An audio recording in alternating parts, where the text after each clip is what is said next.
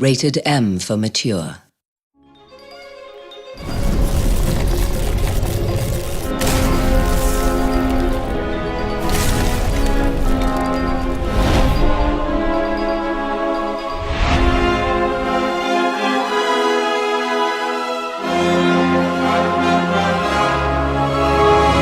So I'm Grant Kirkhope. I'm the audio director at Big Huge Games.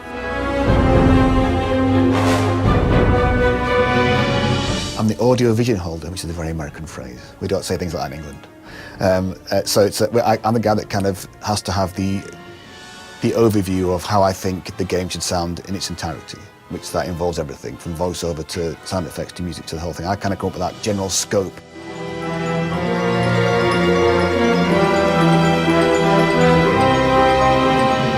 I applied to BHG because I wasn't really bothered about if it was a big company or a huge successful company or a big name. I wanted to feel that it was a place I could go that felt vibey about what they were doing, and it's kind of angst, and a place where I thought I could make a difference or make a contribution.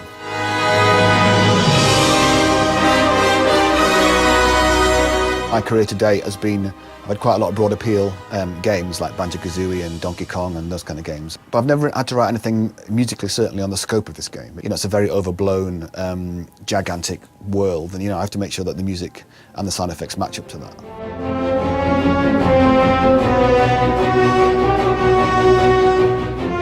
Sound effect-wise, we've tried to go for that similar overblown feel. This game's, you've got a lot of combat in it,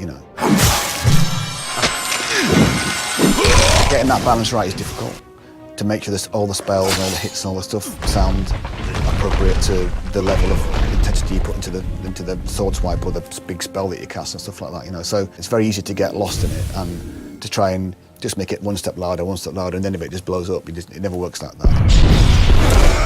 A bad sound design can murder a game, absolutely kill it. If you've got a repetitive noise, like a footstep or something like that, that is absolutely awful.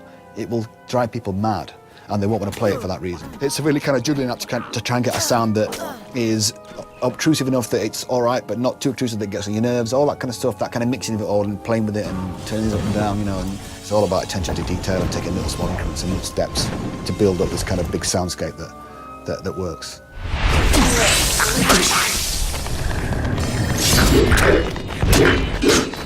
I think that as time's gone on, the two roles are split more, so you get guys who do just sound design and guys who do just music. And I like to do both.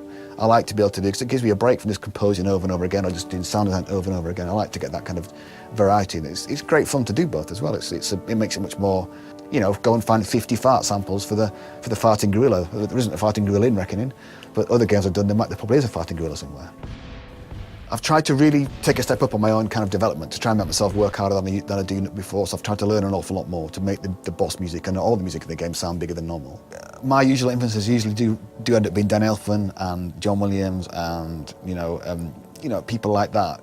That's the kind of people that I aspire to. And I'll probably lean more towards John Williams at the moment. I think John Williams can be easily overlooked because people think, oh, he writes those tunes like E.T. and all that kind of stuff, But if you listen to his music for his fight sequences or anything else, it's tremendous. It's massively chromatic. It's very complicated. It's all over the place. It's not easy to keep up with what he's doing because he's so good at that. But when it comes to the big tune, he's right on the money with it, So I have tried in my own small way to do something like that, and I'd like to think that it sounds a bit different to other people's games. I've tried to be different with our game. It's very dark, there's lots of big sequences that are just complete minor chord after minor chord after minor chord. It doesn't change. There's very little major chordness in a lot of the levels. In one of the particular regions, it's just major chords strung together, major triads, and that's just to make it sound different.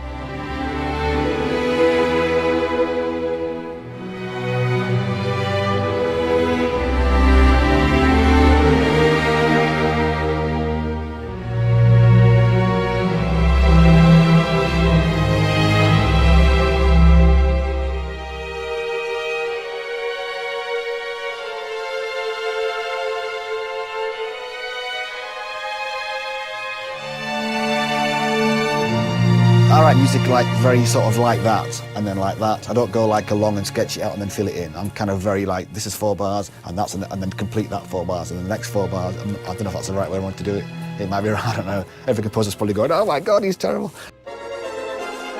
I played in orchestras from the age of 11, on trumpet, so I do know how this sounds. That's why I think when I came to write for orchestra, I didn't find it very difficult. But you never get used to that kind of, just that, the wealth of it. It sounds so, it's such a different sensation. I mean, there's nothing like just having that 85, 90 people sat there, you know, playing your music. It's incredible, you know. I mean, this time, I use like 2 euphoniums extra, 3 trombones, bass trombone, tuba, 3 trumpets, 6 French horns, triple woodwinds, double strings, massive, you know, I just really went for the numbers of people, and you know, you get such a massive, thick sound doing that.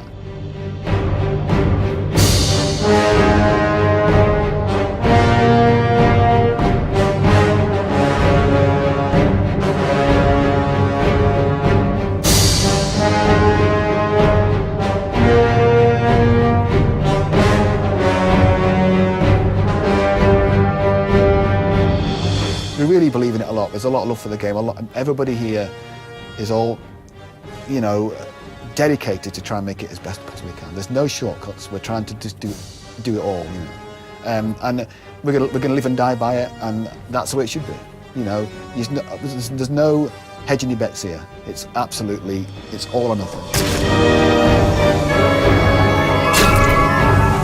We're trying to marry it all together in this big, fantastic package, and I really think we've done it, you know.